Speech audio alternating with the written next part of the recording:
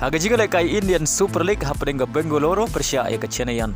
Haba paisha ga jingle kai ga Bengaluru kala khori ga nam job hadin magalala aban pelim ga Chennaian dai wailanon. Ya ga shigol jong ga Bengaluru la yoban tap Lengbo Ryan Williams. Haga jingle kai Saudi Pro League happening ga Altai Persia ga Kenhun Benzema ka Al Ittihad. Haba paisha ga jingle kai ka Al Ittihad kala la aban pelim so ga Altai da lailanon.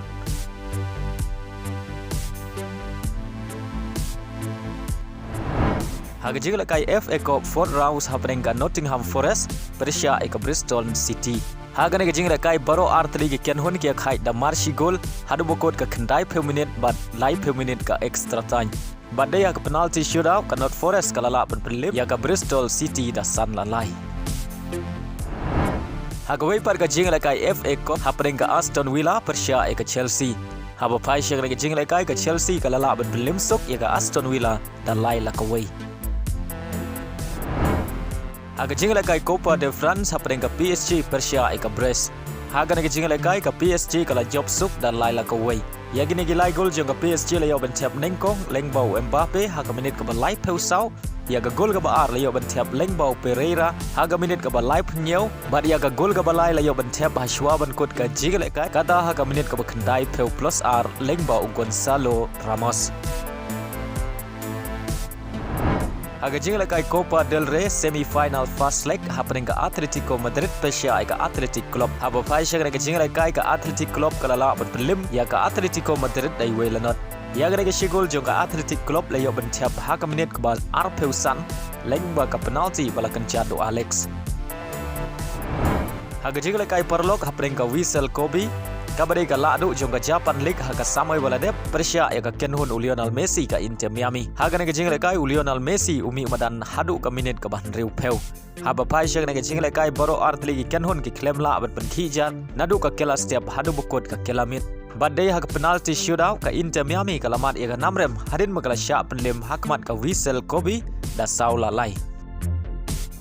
Haga jingle kai Africa Cup of Nations semi-final happening ka Nigeria Persia ya ka South Africa. Haba pai shag ga jingle kai ka Nigeria ka yo shwa ban pen jar. Haga minute ka ban riu pinyau lengba ka penalty balakan jat da William Tross Ekong. Henry Hashwa ban kot ka jingle kai ka South Africa ka yo ban tap ya ka gulpen ya kai lengba ka penalty balakan jat da Toboho. Kata haga minute ka khandai peu. Ba lengba ka gol baro artli ki Kenhun ki ya kai hadu bokot ka khandai peu minute ba live peu minute ka extra time.